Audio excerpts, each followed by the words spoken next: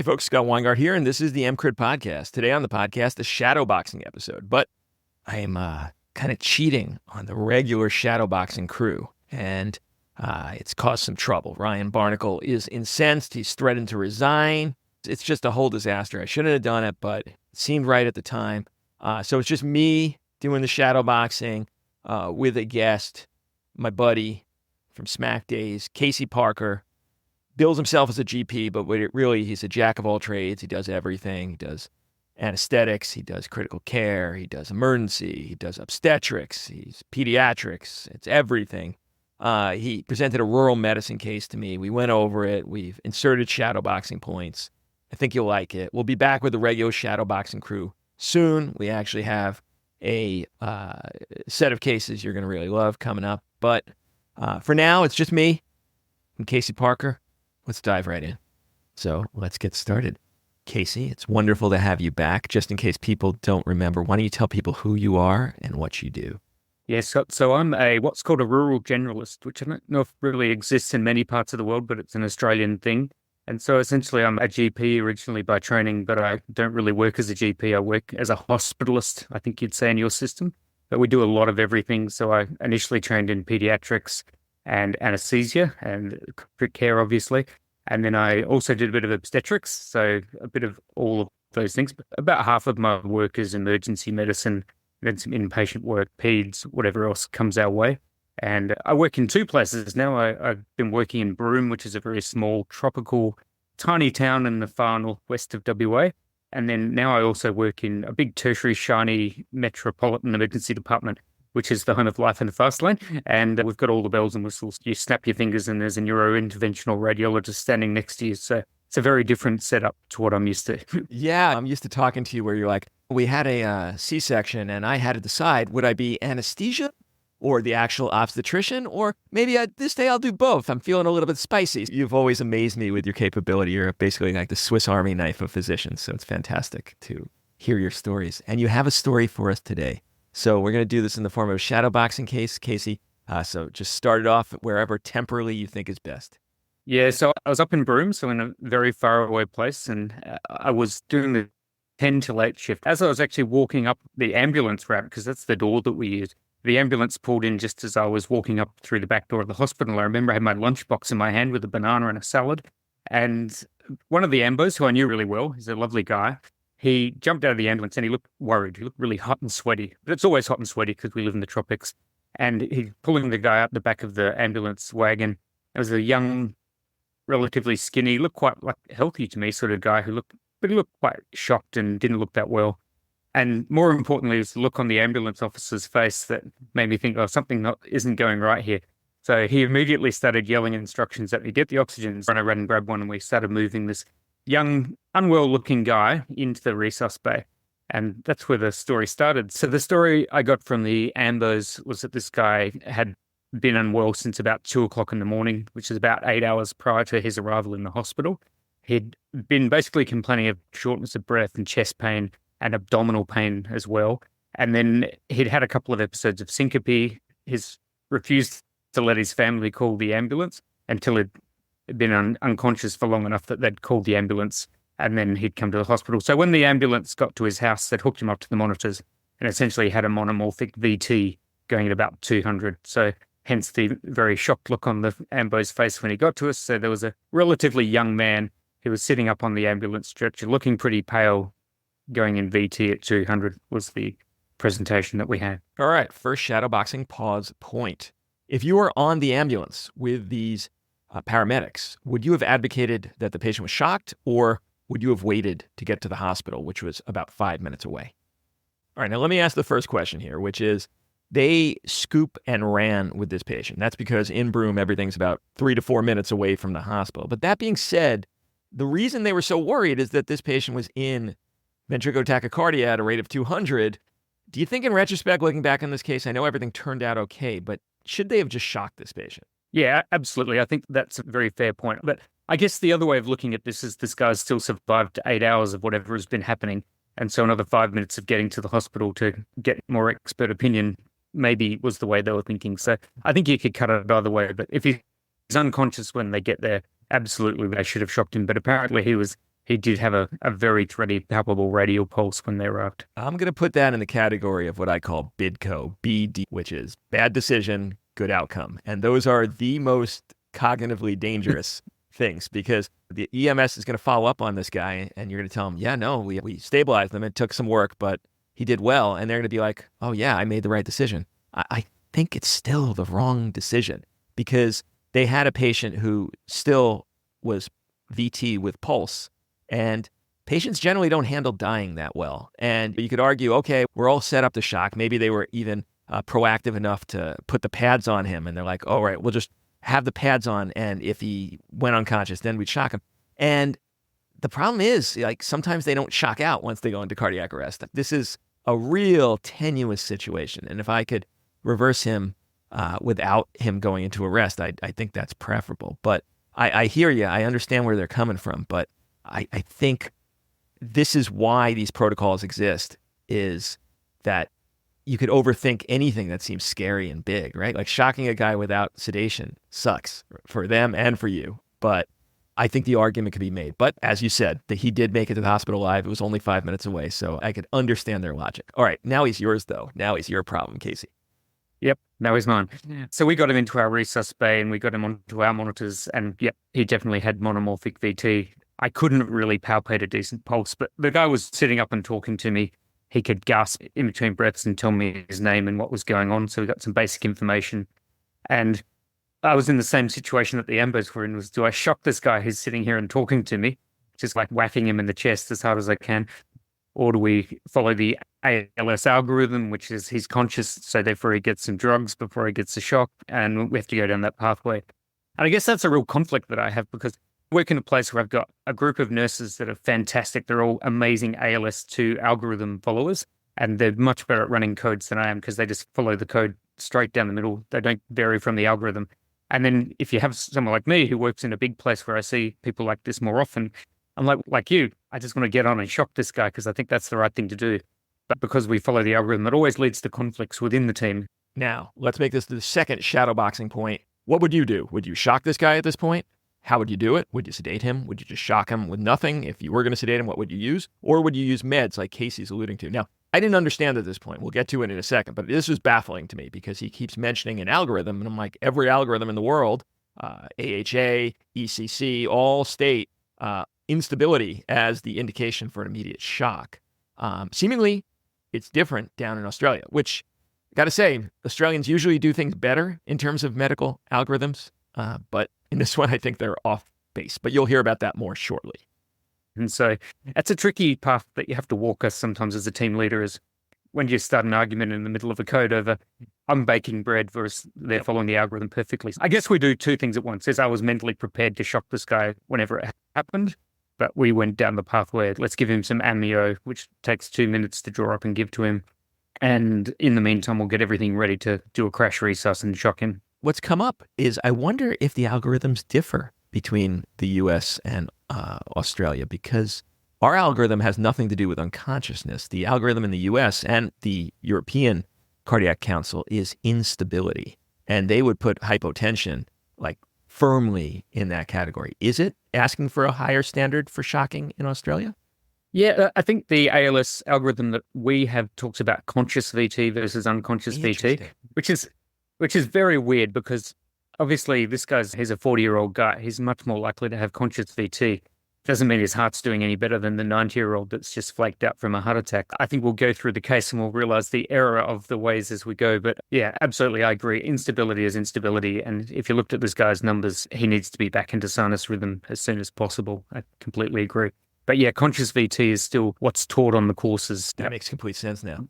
All right. Now, did you give this 300 amnio as a push, or did you drip this in? So I'm a GP anaesthetist, Scott. So when we give drugs, we always give them as a push. Yep. And sometimes we call it a slow push. But yeah, so pretty much no drugs get given slowly in my hands, but they either go in or they don't. And so I think we gave it over 30 seconds or a minute. I think the protocol says you give it over 5, but we just pushed it in as quick as we could. And it was essentially in. Now, you didn't mention it, but you guys had IV access at this point. You had 2 big bore IVs. And what else had you done for him at the same time this amnio is going in, Casey? Yeah, so we've put him on the monitors. We've got him on our defibrillator. We've got high flow oxygen going through, just a Hudson mask initially, and we had all of our resus nurses getting ready for the rapid sequence sort of stuff. So we had some drugs getting drawn up. You could argue about which drugs we should use, and we will in a minute, but that was basically where we're up to at this point. So we had someone hovering with their finger on the button. Yep. But also ready just to wait and see if the amio had any effect at all. Okay. And what was his 12 lead? Yeah, so it was really just a very pure monomorphic looking VT at 200. So really hard to get much read as to what was going on with the ischemia. He was complaining of quite a lot of, it was mainly epigastric pain. Who knows what that actually meant in that context. But I think the best blood pressure we got at that initial setup was 70 on board. But to be honest, who knows how accurate that is with a VT of 200 with a non-invasive cuff. It could be anything. Yep. All right. So what happens next? The amio's now in. You have everything ready to shock him. You're getting prepped for a possible airway. What is the next progression?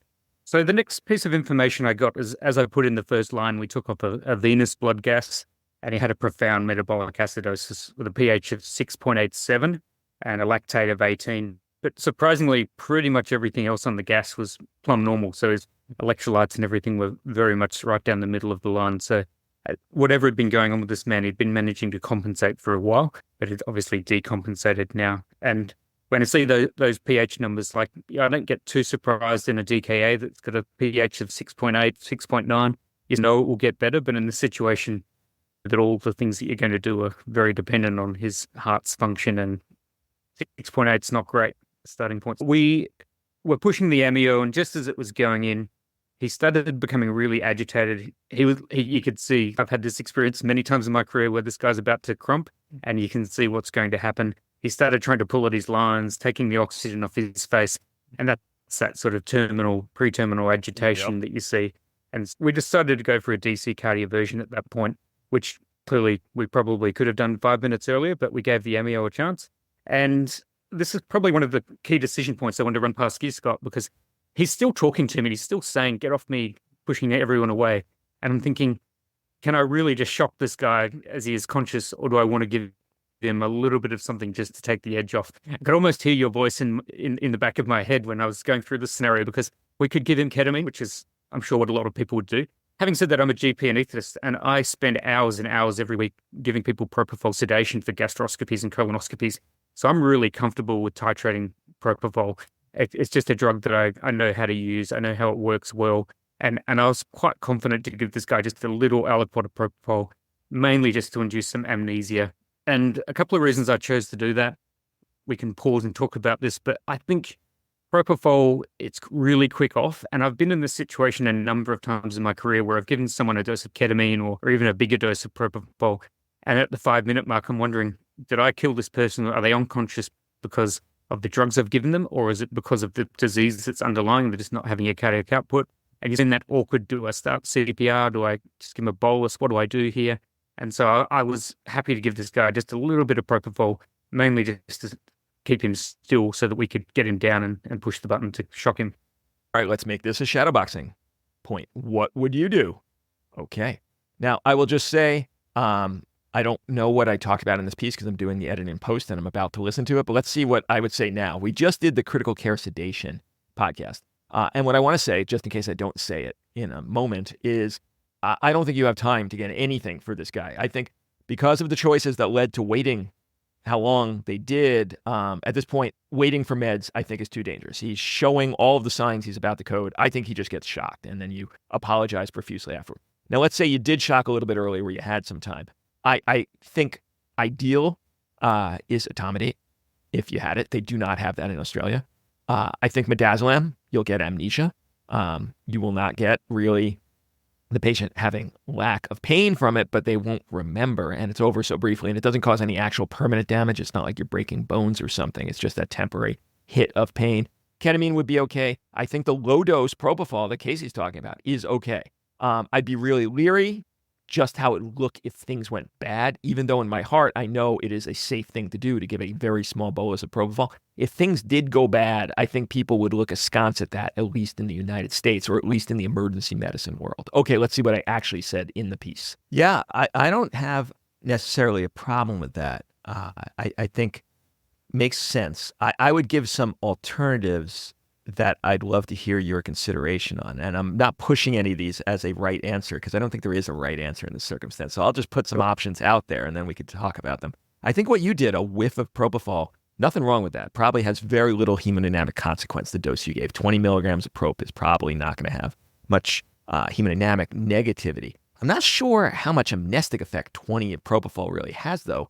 When you have an option like midazolam, which at very hemodynamically stable doses probably is a more potent amnestic. So that would be one option to consider, is just give a small dose of midazolam, understand he's going to react. He's not going to be happy. He's going to feel it, but he probably won't remember. And another option I'll put on the table, Casey, is this guy's really circling the drain. I think an argument could be made to just shock and just apologize. Shock and sorry is definitely an option. And I have this hierarchy for the hemodynamically neutral intubation where it's just like number one priority, keep them alive. And then everything else is in like tiny little letters after that. So I think your 20 of propofol is pretty damn close to that anyway. So I think you were going down with that same mindset of now what you did is you can make an argument. Look, I was kind. I gave him something and then I shocked him. I think you had a very humanitarian stance on giving. I gave him some sedation and then just do what needs to be done, which is really what has to happen. Maybe I'm giving the propofol for me and the nurses in the room. Exactly. And it's that cognitive mindset of we've done the right thing and then we can move on. Yes. No one could say Casey's a cruel-hearted bastard because he gave some. And you could argue that's all I could fit in. I couldn't get more than that. Ketamine, I think you could get away with not a full dissociating dose because I agree with you. Until I have an art line on this patient and have a better idea of what's going on, I'd like his consciousness to be a marker of brain perfusion. So I agree with you on that.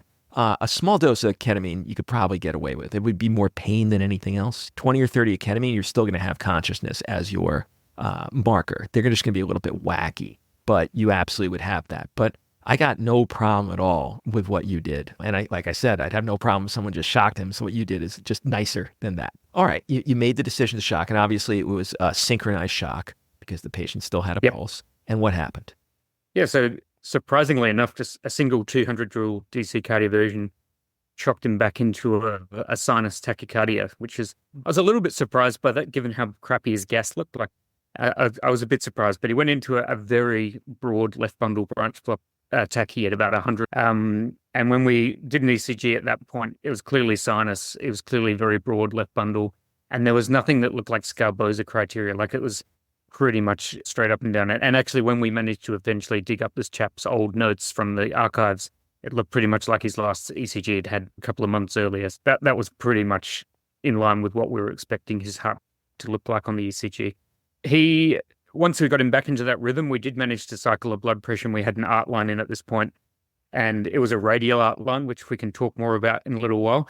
But the blood pressure we were getting was about 70/40. He got a litre of fluids because that's what you do in resus, and everyone gets a litre of fluids. I don't think there's many people that can't have a litre of fluids in resus. And because we bought a little bit of time, he was not quite as critical as what he was. I had a minute to get out the echo probe and throw it on his heart to see what was going on. So what the echoes show, Casey? Yeah, so this was a really horrible looking echo. So this guy had a clearly massive dilated cardiomyopathy. He had a really big baggy looking left ventricle. I was guessing his ejection fraction was around about 10%. The left bundle had that sort of desynchronous look, so it could look a bit like a regional wall motion abnormality for the young players. But just remember, if someone look at the ECG first, because if that's what it is, that's probably what's going on. His mitral valve was barely opening. Had a really massive left atrium, like it was nearly as big as his left ventricle. And as in my mind, that means that this is not a new thing. This has been going on for some time. It takes weeks and weeks for your LA to get that big, at least. He also had a pretty large RV, but pretty normal looking function, and a big bulky looking IVC that wasn't really moving much. He had a left pleural effusion and a little tiny pericardial effusion, and he also had a little bit of ascites. So at that point, I realized that this wasn't this guy's first rodeo. This was an underlying problem that had just declared itself, and we were just seeing the outcome of that at this point. And it really looked pretty scary because obviously a heart that's that bad has had what sounds like 8 hours of VT. That's not going to end well in most cases. We did manage to pull his old file, and he'd had an echo about a year prior that had showed an ejection fraction of about 40% with that same dilated cardiomyopathy, so significant deterioration in the interval. So we got a big problem now because your hope is always you shock them out of VT and all's well in the world. But this patient still hypotensive, most likely given the story you told due to tachycardia-induced cardiomyopathy on top of his pre-existing chronic heart disease. So not a great situation. So you mentally declare cardiogenic shock, and now we got trouble that we have to deal with. You mentioned the radial art line, Casey. Tell me your thoughts on that. Yeah, so it's interesting. When you're on your own and you're in a small place, like I had another doctor working with me. He was a lovely chap. He's a GP. He worked in a clinic half-time and did some moonlight shifts in the ED. And if I had more hands, I would fully go in and do a proper full sterile prep drape and put in a femoral outline and CVC. But you just don't have enough time in that first initial instance. And I'm not like you, Scott. I don't do these every day of the week. I do this once every couple of weeks, maybe. And so it takes me 3 or 4 minutes to get that set up and get everything in there. And I didn't feel like I could spend that resource, whereas I can throw in a sort of mid-forearm radial line with an ultrasound in 30 seconds. And so I was happy to do that, just so I had a target, so I knew what I was aiming at with all of my interventions. And in retrospect, peripheral radial outline in someone this sick is not always the best, because the trace that we were getting was pretty flat, a tardus parvus sort of waveform, and we were titrating to numbers that may or may not have been true. So it was tricky. And what happened over the next few minutes is that blood pressure slowly started to drop. And so we were starting to get into that arrest situation once again, despite being back in sinus rhythm and thinking that maybe we were winning a little bit, but we clearly weren't. Yeah, the radial art line's tough in this case. I don't mind it in sick patients. The sickness is not the issue. The issue is the sickness a vasoconstrictive sickness or not. So you take a radial art line in a severely septic patient, it'll be just fine. They're almost always profoundly vasodilated, so you're going to get a representative picture of their central blood pressure. In a cardiogenic shock patient or a trauma patient who has any degree of endogenous sympathetic tone, they're doing everything in their power to just make those arms and legs not exist. And so you're always in this quandary of, okay, their blood pressure's in the toilet, but is that real or not? And yeah, central art lines are nice, but I hear it, the exigencies of the situation sometimes. It's just such a joy to slip in that radial art line without having to deal with it. Though you can make the argument, okay, this patient's sick enough that I'm just going to throw in a dirty femoral, in which case a lot of the time difference disappears at that point, right? You're really just talking one stick with a syringe, wire, line is in.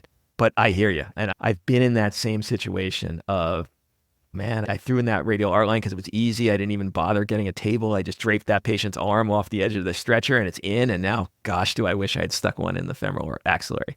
But like I said, I've been there. Okay, so you clearly, regardless of the discrepancy, it's not a good situation, right? He is not doing right now. So what happens next?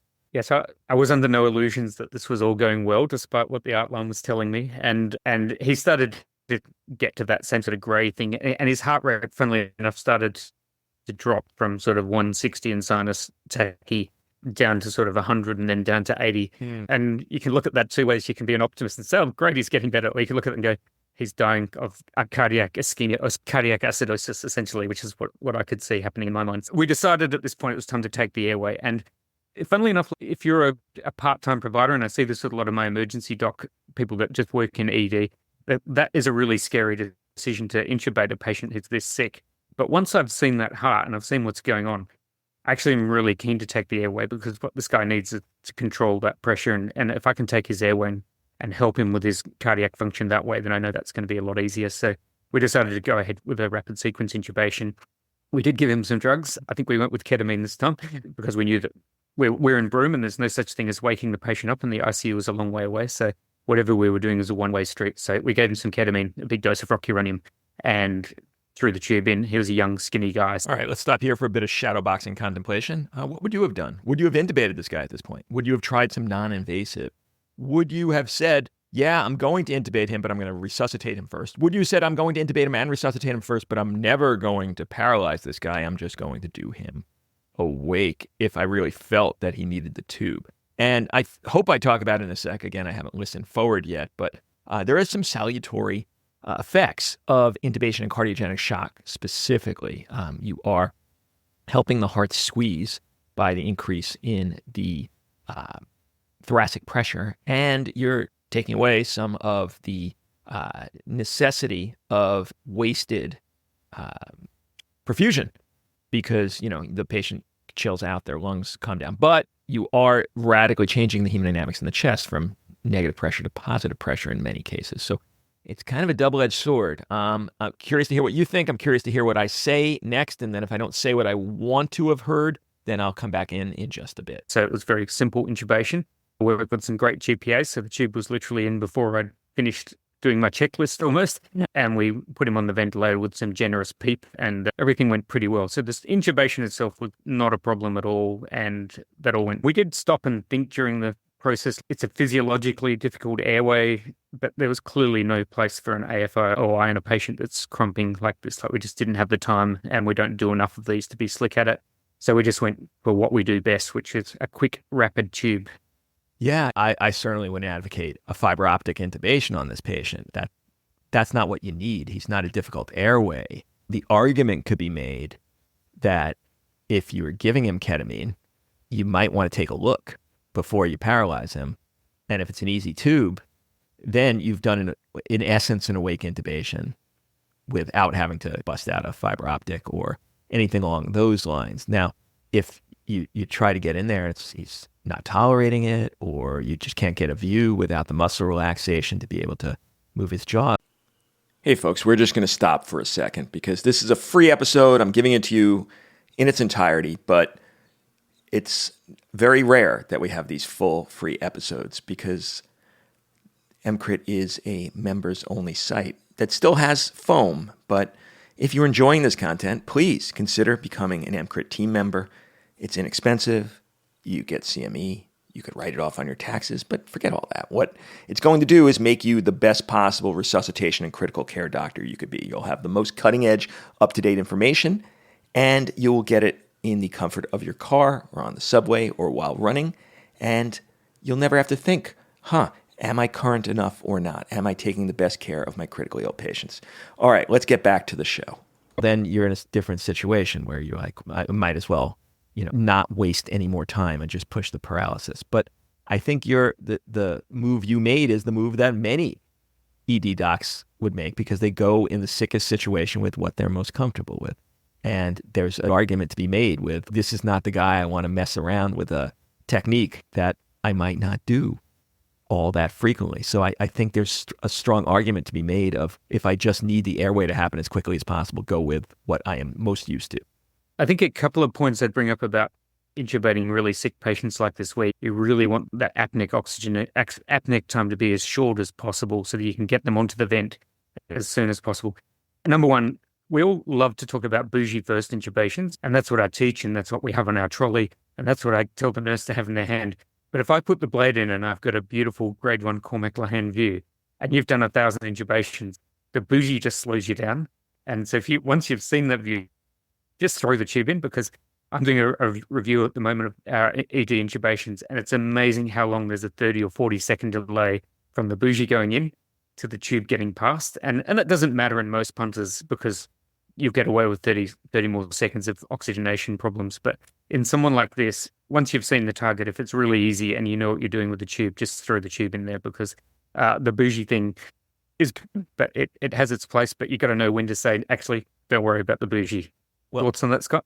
Yeah, I'll give you my counter argument, because I don't disagree with you, but it all depends on what the center's policy is. Because if you look at the original Brian Driver study, the time difference was so minimal as to be not worth talking about. That's because all they did was bougie. That was their technique. So they were slick and rapid, and there was no coordination issues where you're holding the bougie and you're having a friend put the tube on, but then you didn't hold it low enough, so they hit your fingers, and then they're like, no, you have to move, and then people are still convinced that the bougie has to pop out of the top before you could let go of it, as if it's a centerline wire, when that's clearly not the case. So if that's the situation, then yeah, I agree with you. And if you see places using a bougie that they do it only once in a while, it does add to the time. So I think it's an argument for either people use the bougie on every single intubation, which has always been my stance, or, like you say, if the tube needs to go in as quickly as possible, then a styleted tube is not a bad thing at all.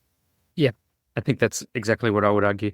The other thing that I'm really careful about in this sort of situation where you're tubing someone who's profoundly acidotic is you've got to have the vent set up before you put the tube in. And I still see this getting done a lot in my shops around the place where people put the tube in and then they put on the Air Viva bag and they stand there squeezing the bag going, oh, is there CO2? Is there no CO2? And then there's that 2 minutes where they're squeezing the bag at a rate of 10 or 12 or whatever, thinking they're doing the right thing. Whereas I think that in this situation, if in no other, just set the vent at a really good rate. So I had the vent set up at a rest rate of 20 with a generous tidal volume and a good amount of PEEP, and just whacked it on and said, okay, off we go, and we'll take the CO2 off of that, because that 30 seconds of messing around, that's what we teach in a lot of places, but this isn't the case where you want to be messing around for a minute and letting that pH drop even more than it already is. So we can get that CO2 under control as soon as possible, and the vent's much better at it than we are as providers. Casey, what that brings up, and you didn't mention it, is when you had that venous blood gas with that profound metabolic acidosis, what was his CO2 at that point, his PA CO2?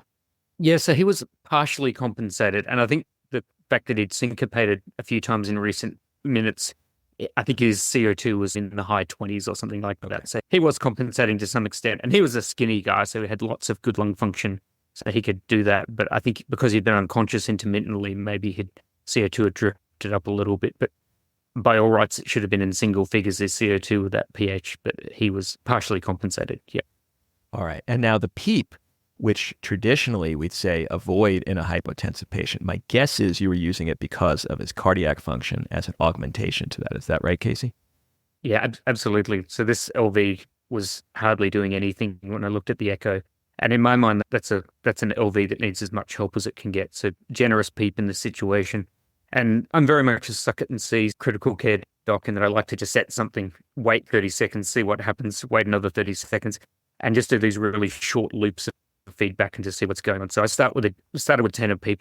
I think we ended up in the high teens of PEEP with this chap in the end, because he needed lots of help with his heart function. 10 was a reasonable starting point. You could have started with 12 or 15. I don't know. What would you have started with in this, Scott? I think the 10 is an absolutely good start point, and then see where you go. And I think one of the main teaching points, and you've just made it, and I just want to really emphasize it because it's so critical, is cardiogenic shock patients generally benefit from being on mechanical ventilation. It does so many salutary things. It allows the PEEP. It takes away some of the workload, which makes their poor perfusion go a little bit further than it would without it. It takes away that work of breathing. And so I love that idea. And I should just mention, those comments apply to left-sided heart failure. If you have right-sided heart failure or a combo, you got to be a little bit more leery. Mechanical ventilation may have deleterious effects on that right heart, may make things worse. So just think carefully. I think this is where we stop talking about the intubation. So I just want to put in some final thoughts just to make sure people know my state of play. I would not have paralyzed this patient if it was my case. I would have done everything humanly possible not to. I would have resuscitated him before doing any intubation in the first place. I would have tried to get his numbers as good as possible. And I could have temporized him with non-invasive in the interim, and that non-invasive would be a non-invasive machine or the ventilator, not high flow. Why? Because I want to blow down this guy's CO2. He's not adequately compensating for where I want him to be. I could help him out with that by adding some degree of inspiratory pressure or pressure support to each breath. I can now maintain breaths during the apneic period if I was going to paralyze him, but I wouldn't paralyze him. I'd do this guy awake, and he could be a topicalized awake or he could be a ketamine awake, but I would not personally be paralyzing this guy unless, I don't know, he actually coded, he had a respiratory arrest. And even then I'd have to really think, is it worth it to wait for the paralysis to take effect? Because in almost every situation, I can intubate these patients with ketamine on board or a topicalized intubation. As long as I have video and a bougie, I will, in almost every case, be able to do an awake intubation. And as a result, I will never take away his respiratory drive. And then even after the intubation, I could slowly titrate up my vent settings versus having a paralyzed patient who now I have to take over everything, and there's an excellent chance that's going to negatively affect the hemodynamics. So now my thoughts are there. Let's get back in. Now, you didn't mention it, but it was there in the case write-up that this patient did get vasopressors in the peri-intubation as a support. And yes, it was adrenaline that you went with. Did the patient get started on a drip of something as well, Casey, or was it just boluses? So in the peri-intubation period, we had our push dose epinephrine for your listeners. No, you can stick with the Australian. We're happy with it. It weighs the same. It's all so we had our push dose, which is 10 mics per mil of our adrenaline, which I have pretty much there on the end of my resus bed for most of these situations, ready to go. And we also had some noradrenaline drawn up, ready to go as well. So he got, I think, 2 or 3 small boluses of adrenaline just as he was starting to brady out. And as the team leader, I like to just stand there and have that push dose epi in my hand and just push it depending on what I can feel or what I can see on the outline or what end-tidal CO2 looks like. So I'm just standing there and titrating little bits as I go. He didn't really need that much, and his numbers certainly didn't get any worse once we placed the tube and off we went. I guess the other thing to think about, Scott, in this situation, and this is a really tricky one that I struggle with a lot, is once I've decided to intubate someone like this, I'm in Broome, I'm about 2,000 kilometers away from the ICU. The resources involved in sending this chap to the other side of the country, this is like you flying someone to San Diego or something like that. After you decided to tube them, it's a long way. And it's going to tie up all the retrieval resources for our region for another day, probably. And you start thinking, is this really the right thing to do? And we always have that thought in the back of our mind when you've seen this horrible looking echo and what is a chronic disease, which is obviously coming to a bad endpoint. Is this the right thing to do? And it's a real struggle. And it's something that I have a lot of ethical qualms. And I think it's really important that people that work in remote places need to pre-think before they get into the situation, because you can get into a lot of arguments with this. And what I've settled on in recent years, having worked in both the big tertiary ICUs and also working in small EDs, is that I think that all patients should get exactly the same level of care no matter where they happen to be. If that happens to mean that there's a 2,000 kilometer transfer in the middle, that's just the way it is. And we just spend the resources, because one of the problems with health inequity, particularly in places like Australia and other parts of the world, is that a lot of the reasons that happen is because of that distance, and it shouldn't be our decision to make that sort of a higher level thing. And from my point of view, I just treat the patients exactly the same, whether they're in the big tertiary hospital, whether they're in the middle of nowhere. So I don't know. You could argue the health economics of that decision, but I think it's the right thing to do for that patient in front of you at the time. Yeah. First of all, I count myself really lucky that I've never been in a practice scenario where I have to make that incredibly difficult ethical decision, because I know where my proclivities would send me, and it's the same place as you, Casey, obviously, is my individual patient in front of me is my entire world. And then the economics of it is going to have to be worked out by people smarter or perhaps less heartful than I am. And this patient's in cardiogenic shock, and we know where the result's going to be without a transfer. If it was my family member, I'd know what I would want, and that's how I treat my patients, and that's how you treat your patients. And look, if this was a 95-year-old patient with end-stage dementia, with the same circumstance, I think both of us would make a very different decision. But that's not. I mean, this is a patient who has a pre-morbid life to go back to if everything could be done. I think that's the way to play. Absolutely. Yeah. Scott, you and I are both getting to the point of middle age where some of the patients presenting are now younger than us. And I always used to think anyone younger than me was super young, and I'm starting to realize that it's not always the case as I get close to the half century. But still, you've got to look at that, and I think doing the same thing. But yeah, if this guy had a CT scan that showed a head full of blood, then sure, I would have changed my discussions and we would have gone down a different route, but potentially fixable. And even if it's, as our old mate John Hine would say, if it's a 5% chance, that's a 5% chance. Yeah. 5% is good by me, man. I get it becomes hard when, and we never actually have these numbers, but when people pose arbitrary situations and it's 1%, that's, I think, where the real difficulty is going to lie. But 5, man, I'll take it. 1 in 20 is good enough, I think, to go full court. Okay, so he's now intubated. What are our next steps, Casey? Yeah, so my primary target here is got to get that acidosis under control. So obviously I'm cranking the ventilator to try and hit a target CO2. My target was initially he was sitting at about 30, and I thought heading for the high 20s was probably about right. I don't know. We can keep logging the scale with the ventilator and push his CO2 super low, but I think somewhere in that sort of 25 to 30 range was about right for what we were doing. And then obviously we have to try and get other ways of controlling his acidosis as well. I don't know, Scott, what would be your target initially in the first half hour after tubing this guy? Yeah, so the first thing is that your end-tidal CO2 could be a guide to this, because if it's high, that's a problem. If it's low, you don't know.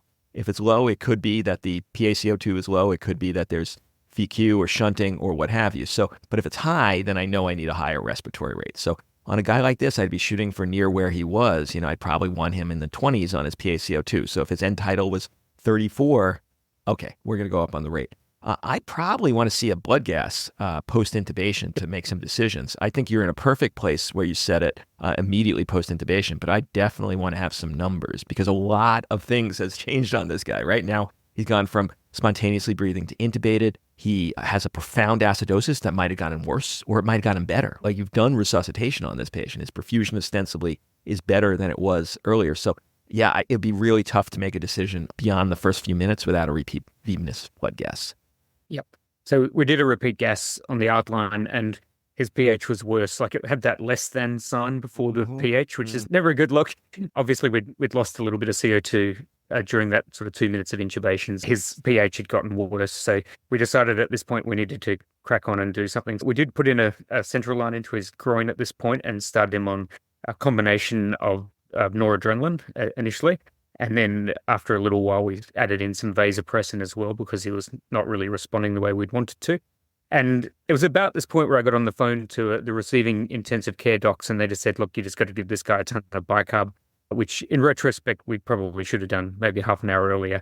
But we started giving him, we gave him a bolus of bicarb and then started a sort of an isotonic bicarb drip where we take the 150 millimoles and add it to a bag of dextrose and started putting that in. All right, little shadowboxing moment. What would you have done for his hemodynamics? Would you have given bicarb?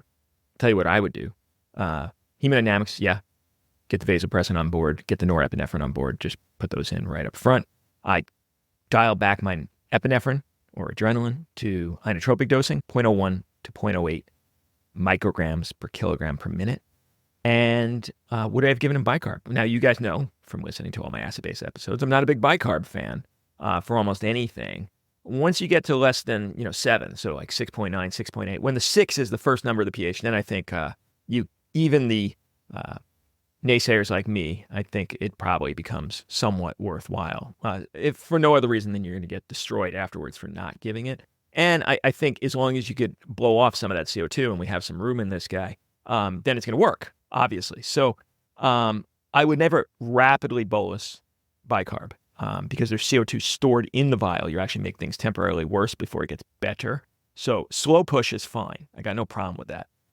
So a pushover, it really should be, a few minutes. If you could actually get yourself to do it over 3 or 4 minutes, that would be best, but as slow as you could handle. And then I love the idea of an isotonic bicarb drip if he has room for additional fluid. If he doesn't, and you could argue since this patient already got in fluids that maybe the way to go would just be to drip in concentrated bicarb. And then you're getting the hemodynamic benefits and you're getting the bicarb, but you're not getting the additional fluid because you're giving a hypertonic solution. So just throwing that into a transfer bag, or if you don't have transfer bags, just throwing an amp into a 50 cc bag of what have you, like normal saline or D5W, I think is a great way to go if you don't want to give the patient additional fluids. Now, what would be ideal in this case is probably FAM. Now, you might not know what FAM is, but FAM is like bicarb that works, and we're doing a podcast episode about it next week. So get ready to tune in for that. You'll learn more about FAM. All right, back in.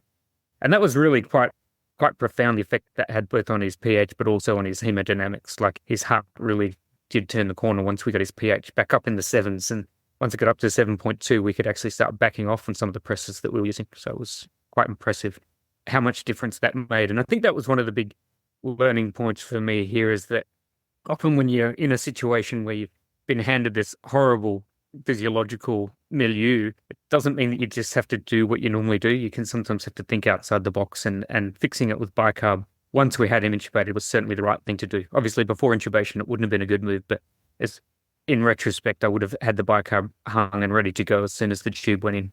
Yeah, you've hit on the key learning points. You actually, did perfectly in your management because now you have the capability of blowing off that CO2.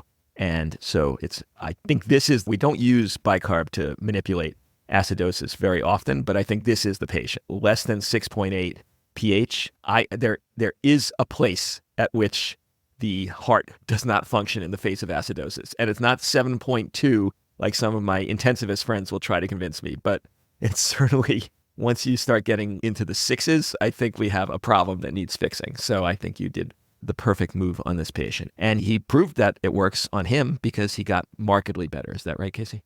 Yeah, absolutely. And the reason when I realized that this was working is all of a sudden my crappy radial outline, which was giving me this sort of low, funny looking trace, all of a sudden had this perfect dichrotic notch, and I realized that he'd suddenly got his cardiac output back to the point where he was perfusing his forearm. And that was quite happy days for me, because I was thinking, right, so we've actually got a heart that's functioning. I put the echo back on, his LV function had come up a little bit, and this was all sort of cardioplegia in the wake of that profound metabolic acidosis. And I don't think it ever got back to where we wanted him to be, but certainly he was coping. We did have a lot of other problems, though. He hadn't made any urine at all, and his creatinine was initially normal. The next one came back at sort of 150 or something, like it's starting to creep up already. And he had a profound, probably ischemic liver injury, which may have been the cause of his epigastric pain. Came back with LT in the 5,000s or something like that. So I think he'd probably infarcted his liver as well. And it was at that point when I started realizing that maybe we should start having some palliative conversations with the family as well. It's really tricky, though, because obviously biochemistry doesn't necessarily equate to real world outcomes, but it wasn't looking great at this point. Yeah, though this patient was in a profound shock state, and if these were just acute injuries from that period, then it has a potential better recovery than if these were long-standing. And I will say, just as another teaching point, the reason that this patient didn't get better in terms of their acidosis and did require the bicarbonate was the space by which this patient would have metabolized that lactate and therefore improved their acidosis on their own that had been taken out. This patient was functionally anephric at this moment in time and hepatic. He's just not going to metabolize his lactate very well, which is why you had to help him along. While most patients, they develop a hypoxemia or shock-induced lactate and you get them better and they clear it super quickly. This patient didn't have the organs that were necessary to make that happen. And that's probably why he didn't turn around as quickly. All right, so now you obviously can't keep him because your ICU, like you say, is about 1,000 miles away. So what's next there, Casey? Yeah, so we go through the process, and usually there's a few hours, and in this case there was about 10 hours between when we intubated this patient and when the retrieval team eventually got to take them. And I think one of the things that I would impress upon the listeners, particularly if you're working in resus in a rural area, is that 10 hours can be wasted time where you just sit around on your hands and just tinker with knobs and make the numbers look a little bit better. Or you can actually use that time to do proper ICU work. So put in a nice clean central jugular line, which is what we did, and put all the presses up in the nice titratable fashion rather than having the dirty drip running, and making sure that we've done things like put TED stockings on the patient and make sure that we've got some prophylaxis for gastric ulcers and all that sort of stuff. So do all the stuff that he was going to get when he got to the ICU anyway. I had a few conversations with the ICU and the cardiologists at the receiving hospital, and there were a couple of questions that they'd put to me that they wanted me to think about. And to be honest, I'm not a regular intensivist. So one of the questions, whether we should run N-acetylcysteine or NAC on this patient because he had this profound liver injury. And to be honest, I have no idea of the evidence of that. So normally I'm quite happy to argue with intensivists, but it was one of those questions that sort of took me from left field. And I wasn't really sure, is NAC appropriate in this situation? I can't do much harm, I wouldn't have thought, but it was just another line which maybe I'd be occupying. All right, so shadowboxing question, would you give this patient IV NAC and acetylcysteine? Yeah, the current thinking is any severe liver injury, probably it's worth it to have it there because it's not going to cause a problem if it's not necessary, but lacking it in a patient who could have benefited. So yeah, I don't disagree with them. I think this is not the clearest case for why that would help as opposed to an acute infectious or toxicologic liver, but certainly it's one of those things that if you think about it, you might as well just do it. It doesn't really harm anything. If you did have the ports, and I hope you didn't pull that dirty central line after you put the clean one in, because I have no problem keeping those in for 24 hours without even thinking about it. And having an additional 3 ports is a real delight for everyone involved. So I don't know what your practice is, Casey, but I generally will leave the dirty one in and let the ICU pull them when they're sure they don't need those extra ports. Oh, absolutely. In this situation, like I'm not the doctor that's getting into the back of the tiny aircraft to take this guy 2 or 3 hours, sometimes with a couple of fuel stops on the way across the country. You want all the access you can get. So we're definitely not pulling out lines at this point unless they're causing a problem. So if I've got a good line in, we're just going to leave it in. And as you say, that's an ICU problem, and there's always tazocin, so that can fix most ails. But yeah, so we leave that in because it's just that empathetic thing that we do for our retrieval colleagues to try and make their job as simple as possible. Okay, so then I would give the NAC if it was suggested. Would I necessarily have given it just on my own? Maybe, but if they suggest it, then it's really hard to say no because then they're in their minds, you've now set up a cognitive, this patient clearly would have done just fine if only they had given the knack when I asked for it. Okay, so that's in. Now the cardiologist asked for something weird, Casey. Talk to me about this. Yeah, so the cardiologist who I was speaking to wanted me to think about thrombolysis in this patient, as in cardiac thrombolysis, because he had a relatively young person who's gone into VT. And I work in an ECMO service in the city. And so we know that a good percentage of those patients are going to have a STEMI of some sort, which has caused this. But I think I push back on that for two reasons. One, because we knew this guy had a really bad heart before all of this happened. So I didn't really think he needed to have a STEMI to explain why he'd gone into VT and become so profoundly unwell. I thought we had enough in explain that. And two, his ECGs just did not look ischemic whatsoever. And so I couldn't convince myself that there was a STEMI there. And the risk of bleeding in a guy like this into the brain it's not small. Like, he's been through a lot, and he's probably got some ischemic encephalopathy going on at the same time. So I just really didn't feel comfortable with doing that. It seemed like a potentially dangerous thing to do in my context, particularly with no neurosurgery anywhere nearby. But I probably wouldn't have done it in my tertiary ED if I'd been asked to as well.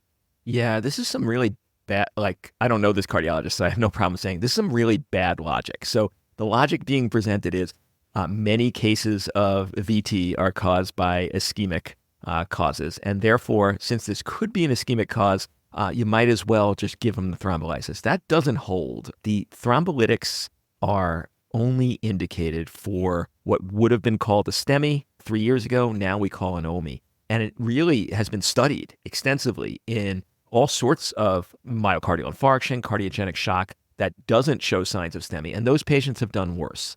So it's not just that we don't know, it's that we do know and it's bad. Unless there's an OMI EKG, no thrombolytics. Now, where it gets blurry, and this might be where the cardiologist was conflating his information, is in the immediate post-arrest period, you could have a cardiac blockage that doesn't show a clear STEMI. And this is why, for a period of time, we were taking all of the VF and VT arrests to the cath lab, regardless of whether their post-cardiac arrest EKG showed a STEMI. And we just say you should take them empirically because there's going to be a group of patients that are going to have a big LAD lesion, even though there's not an OMI sign. But that's only in the post-arrest. And even in that situation, the current state of play is that the consensus is that even in those patients, if there's no sign of OMI, then no lab, and certainly no thrombolytics. In this case, certainly not. I think you absolutely made the right decision. It's all risk, no gain in this patient.